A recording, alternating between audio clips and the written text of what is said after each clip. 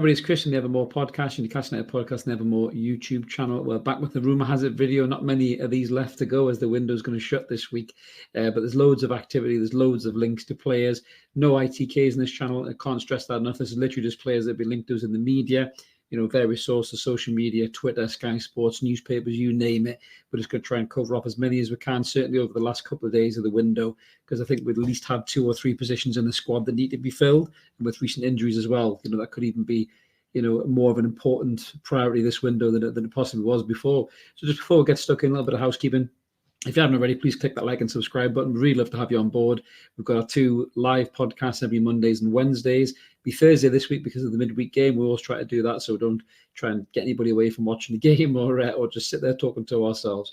But yeah, it's normally Mondays and Wednesdays, and then we have the pop-ups like this Room Has It videos, talking tactics, match previews, loads of content. It's all free of charge. We don't charge anybody, certainly in this day and age where it costs a fortune just to get by. So smash that button, hit the notification bell, and just tune in for some quality NUFC content. So let's get stuck into this play we're talking about then. So this position really is, I think it's a real priority position. I think when you look at the Manchester City game in particular, the reason we lose that game, or we draw that game, I beg your pardon, we lose the lead, is we don't have a defensive midfielder. We don't have somebody to protect the back four.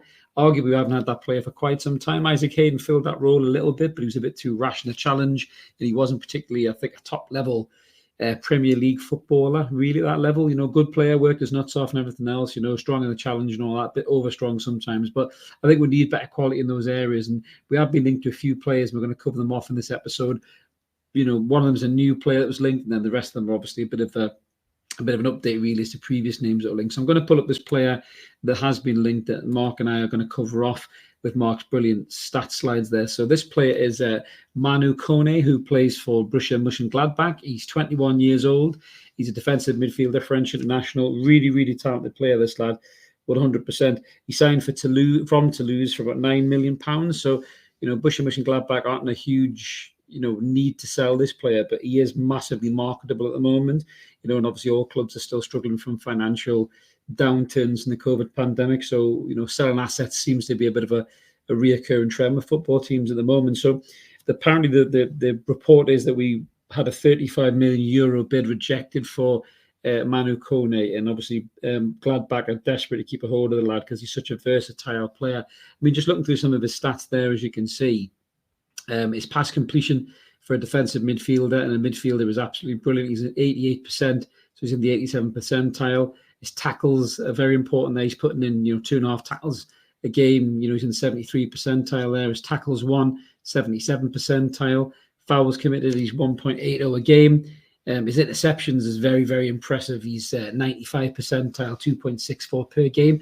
And Mark just held him up there next to Joe Linton, as you can see. Now, in terms of his kind of statistics, Joe probably beats him on more of the key passes.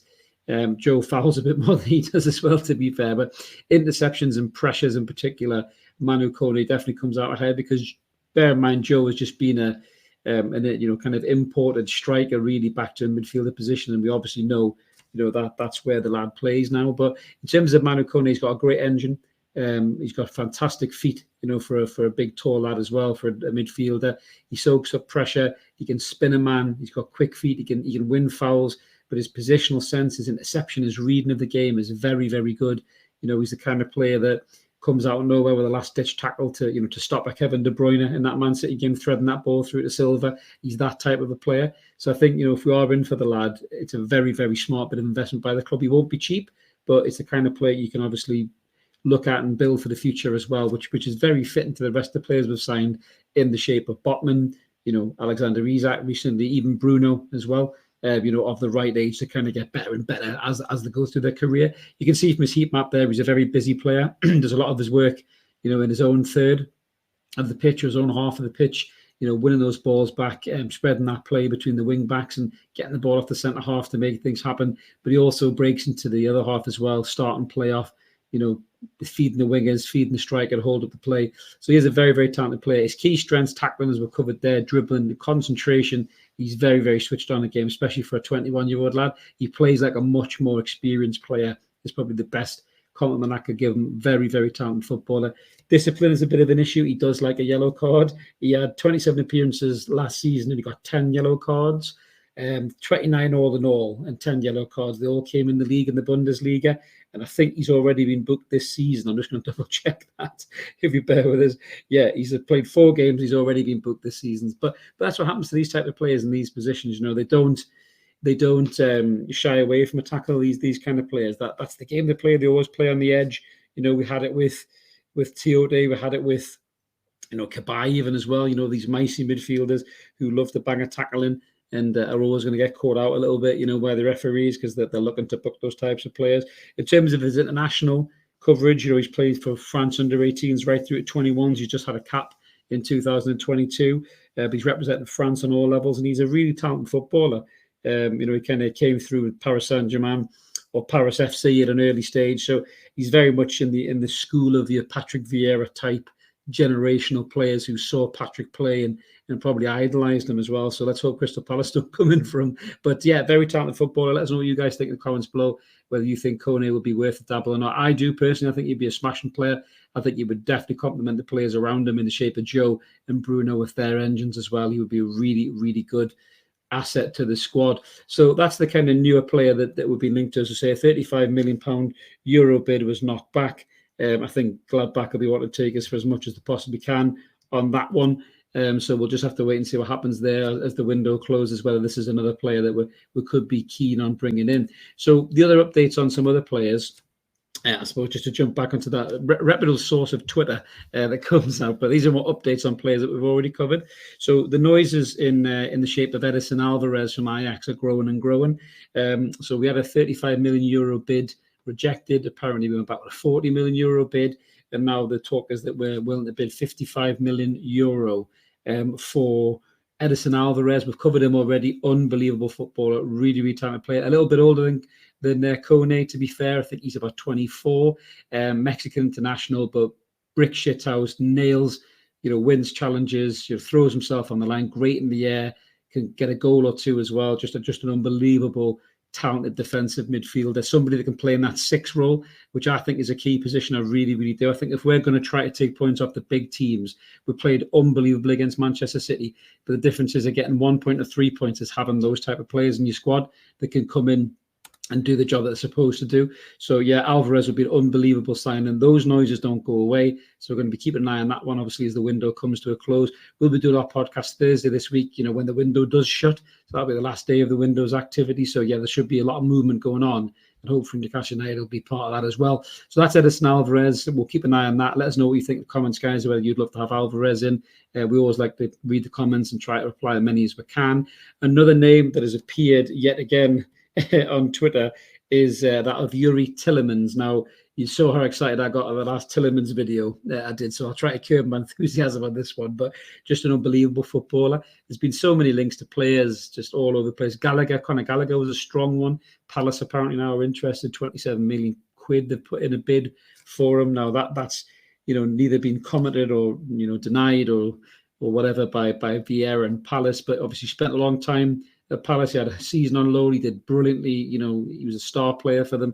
I'm sure he would love to go back. They would love to have him back. But 27 million, I don't think, cuts the mustard for Chelsea. So, you know, Gallagher will be another one to watch. But Tielemans has come back on the horizon now. We've had likes of Luke Edwards commenting on Tielemans.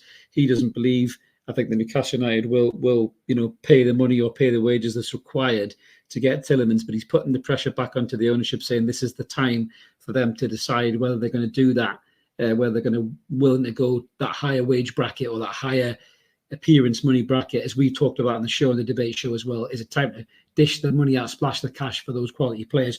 But the main reason that's driven this is there's been loads of talk about Tielemans apparently sold his family home in Quorn in Leicestershire, and they're living in temporary accommodation. And the thought process is that he's going to move this window. Obviously, Arsenal would be like Manchester United, Liverpool. Klopp's not made any secrets that he's after a midfielder. You know, Tielemans could do a job in all of those midfields, and obviously Newcastle United are kind of lurking on the horizon as well. But I just think that it's an interesting one for us.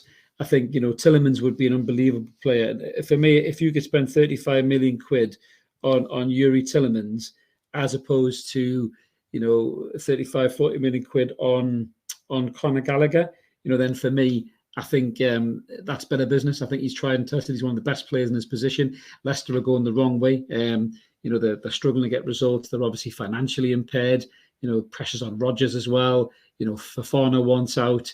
Maddison's making noises. Tielemans now.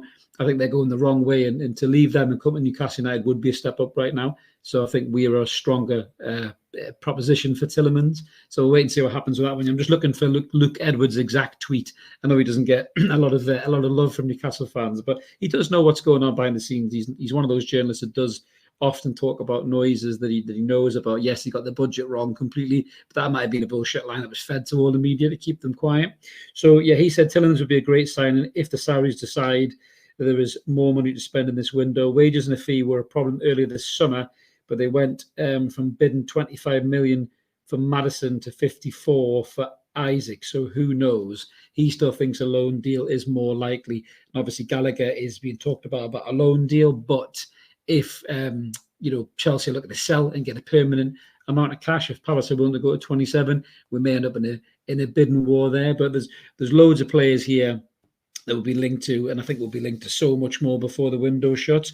It's exciting times, but listen, we've had injuries to the squad as well, and we're going to cover this in the weekly pods as well. But a lot of injuries to the squad, and I think it's just, again, brought it forward and brought it to light that the first 11 is decent. The backup is not very good. You look at that bench against Wolverhampton Wanderers, and it was a championship bench, with all due respect. Without St. Maximin's one to go, we don't win that game. We had no Bruno, we had no Wilson. Isaac couldn't play because of the international clearance. Thanks Brexit once again. But it's one of those things, isn't it? Just the need to invest in the squad. We've talked about it for weeks and weeks and weeks. They need to bring more quality in. There's quality available in this window. I think there's deals to be had, and players like Tielemans, players like Alvarez, players like Kone, they're there to be got, and there's business to be done. So let's hope Newcastle United are going to get in and do that business, and we'll have a really exciting end to this window. Had a great window so far, but just to finish it off with, some midfielders and attackers will be absolutely superb. But let us know what you guys think in the comments below about every player we've talked about. As I mentioned at the start, please consider smashing the subscribe and bell button. Come and join us. We're over 1,700 subs now. I think we're 1,730 or something. I'd love you to get us to 1,800 and the goals to 2,000. All of our content is free. We've got no intention of charging anybody for it in these difficult times. Just come and join us. Jump in the live comments when we're on. Have a bit crack. We'll love talking to you. And this is Chris signing off. Let's keep supporting that team. We'll call United. Let's watch out for the end of this window. We'll catch you later. Cheers. Bye.